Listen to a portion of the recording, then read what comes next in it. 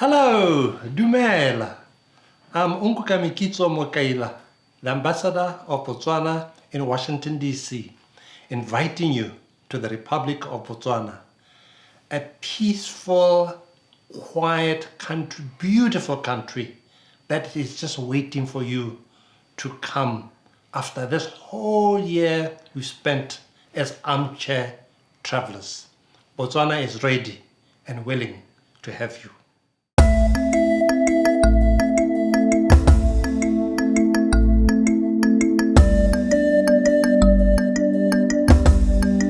I think one of the most exciting things about coming to Botswana, if you're in the Okavango Delta, you find a real concentration of all types of animals. A real concentration. In some lodges, you don't even have to leave the lodge. You just need to sit out on your deck, and there they are. And it's, most of our lodges have these water pools in front of them, which then draws all sorts of animals to them. And it's just magnificent. Can you imagine an African sunset and this beautiful wildlife there? That's what we call Botswana. It's like being in the Garden of Eden and coming out to this lodge where it seems misplaced somewhere in the wilderness, and you wonder, how did this get here? And those sort of lodges, the experience they offer you is so exclusive, so tailored to yourself, that you think you are alone in that lodge.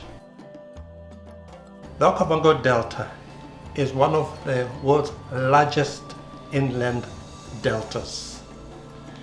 It is registered with UNESCO as a heritage site. It is this inland delta that starts off as one main river and then breaks up into these many tributaries and seeps into the delta, into this desert. And with that, it brings you a richness of fauna and flora that makes it so unique. Ecologically, it is an Eden. And that is what has made Botswana tourism the second largest revenue earner for the economy. If you go to the south in the Kalahari Desert, we have sand dunes in the places like Kawa, where we advertise and sell adventure tourism on the sand dunes, quad biking, skydiving, We've got the Tuli area, which is a different type of landscape, which also you can cycle through the park, and it's a privately owned park, and do tours on bicycle. They have your backpacker tourism, self-drive, where you stay with communities in a village, and they'll take you on their way of trekking. And so all this adds to the mix of our tourism product, which should be attractive to the American market from the top to anybody at any place.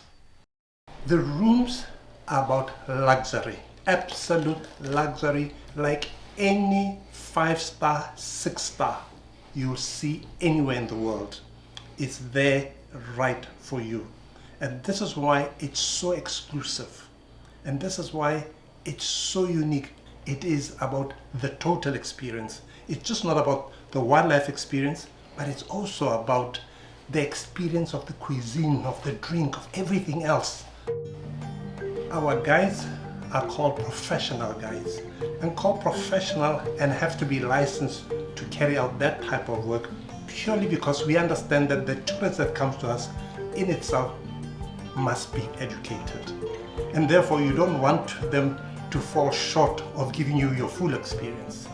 So the guides must be up to the mark in terms of their understanding of what they're showing you. Community-based natural resource management is Botswana government has accorded and afforded communities concessions where they own the concession, and they seek a private partner who invests in the concession and develops them in terms of their ability to run the concession, run the lodge, etc., etc. So that has a direct benefit, because the money they get from concession fees, land rental, and whatever else goes into developing the villages around those concessions, especially those very, very poverty-stricken communities. So it's a very direct way through tourism that we use community-based natural resource management for them to see that there is benefit in actually protecting the environment that they live in. We have the largest population of elephants in the world. No country has the number of elephants we have. And the way we keep peace between people and wildlife is for them to benefit from it. So there are scientific ways of having offtake that does not harm the regenerative growth of a particular species. But that offtake is benefiting the communities directly. They actually earn all that money. So hunting quotas are community-based. Botswana conservation is anchored on culture. What people don't understand is that Botswana are traditionally and culturally conservationists. Botswana chiefs in the old used to determine when people can go cut grass for thatching the houses. They determined it purely because they understood that grass has to drop its seed to ensure that there's a regeneration for the next year before they cut it. Botswana chiefs determined when you can hunt what species because it depends on when they breed. So our conservation is based on our understanding of our culture, and it's based on how it assists the people. One of the hallmarks of Botswana's governance structure was the foresight of our forefathers to realize the importance of fauna and flora and the extractive industry. So all natural resources actually belong to the government. The government then accords rights to people or companies to benefit. Therefore, the discovery of diamonds came after our independence. And the foresight of our forefathers was that these have to be used for the development of Botswana. You'll recall then at independence, when we got independence, we were one of the 24 poorest countries in the world. And this is why I speak about foresight, that they realized that this was a resource that could be used to elevate or pick up Botswana from the state of poverty to a different type of economy. And it's proven. Now Botswana is a middle to higher income economy, purely because of that foresight that the natural resources were used for the people, for infrastructure, for education, for health, for the prosperity of Botswana. What makes Botswana special when it comes to our agreement with De Beers about our diamonds is the partnership between government and De Beers in ownership of these diamonds. We are a 50-50 partnership. From initially, our diamonds used to be all exported for cutting and polishing abroad. But with time, government insisted that there must be some local beneficiation to ensure that we created employment, we created other industries within Botswana. And therefore, the cutting and polishing industry started in Botswana. All the diamonds used to be sold out of London. We insisted that no, this Botswana diamonds must be sold from Botswana. And therefore we brought all the sales operation out of the UK back into Botswana, where all diamonds now, De Beers diamonds from South Africa, Namibia, are aggregated in Botswana and sold out of Botswana. When we got independence, there were only 4 people in the Republic of Botswana who had a first degree. Through foresight, then, government realized the need to educate the population. And therefore, education was free for everybody to ensure that we created the mass of people who had been schooled enough to take over the reins of running government. Therefore, primary education was free. Secondary education was free. Going to university was free. All that was free for the longest of time in the Republic of Botswana, because we recognized that we needed a skilled workforce to ensure that we run our affairs. And it stands, I mean, I'm one of those products who has benefited from this scheme of going through on government's back from standard 1, elementary school, right to university. Graduated as an engineer through the government of Botswana. Through the prudent use of our resources like diamonds, putting back money into education to ensure we have people who can run government. Botswana is a very small population, and pandemics or health concerns in a very small population tend to travel very quickly because you are so that small.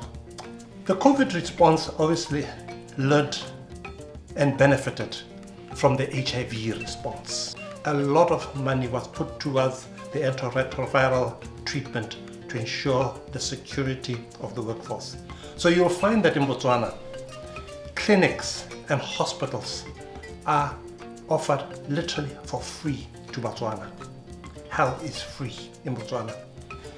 Our COVID response and the plan that is in place, once we receive vaccines, the rollout plan is very robust to ensure that we do not suffer more than we should suffer. Botswana was one of those first countries that went into immediate lockdowns even before we had any numbers over anything of concern. And that proved to have been a very prudent decision because of now where we are. I think what is key is that we share the values of democracy, good governance, law and order, the rule of law, no corruption. These are the values that we've really got from our system, from where we come from. Botswana sets itself apart when it comes to democracy. We are the longest running multi-party democracy on the continent of Africa, who have elections every 5 years without fail. And I might add, free and fair elections. When I'm faced with American investors, I say, come to a country that shares values with you. Share values of good governance, the rule of law, low corporate tax, you can repatriate all your proceeds, there's good governance, there is access to land, government will facilitate you to set up your business to ensure that you are right at the center of the SADC market, which is millions of people.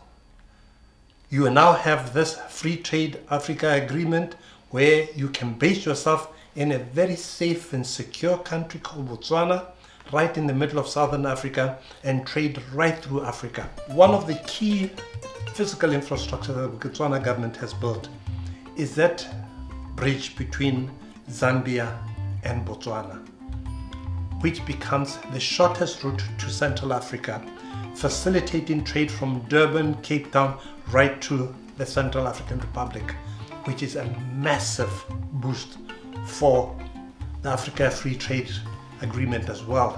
What we are doing for ICT transformation is ensuring that we have the infrastructure to ensure that we reach every Botswana. Nobody is left behind. We recognize that without technology, there cannot be a future. It's about access to information. Knowledge is power.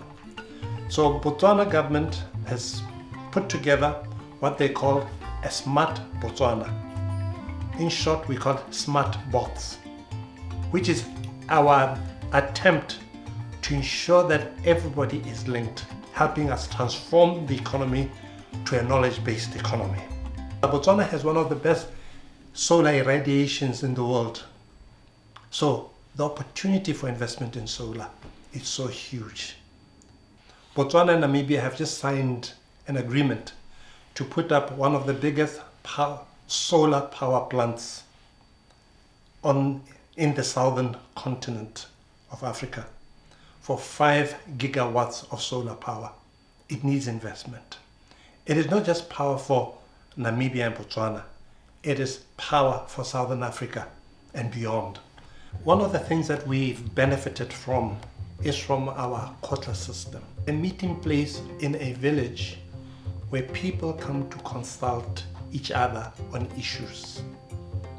And the issues may be broad-based, but the chief or the head of the quota allows everybody the opportunity to speak their mind without fear of favor. We've kept our traditional system running parallel with the European system or the British system, which is Parliament. And when bills are presented in Parliament, they are more often than not referred to the House of Chiefs for consultation. That is one of the richness of Botswana, is that we can be modern without forgetting who we are. We are really entrenched in culture, really entrenched. The weavers of baskets, how that tolerance, patience, and time they take to put these beautiful baskets together. It's just the story of Botswana. Patience, tolerance. It is actually our strength. But we recognize that we live in a global village and we have to be modern when it comes to certain things, but not forgetting who we are. This has been our story as the Republic of Botswana. Now, having told you all about Botswana, I hope you're packing your bags and you're headed in one direction to Botswana, our pride, your destination. Welcome.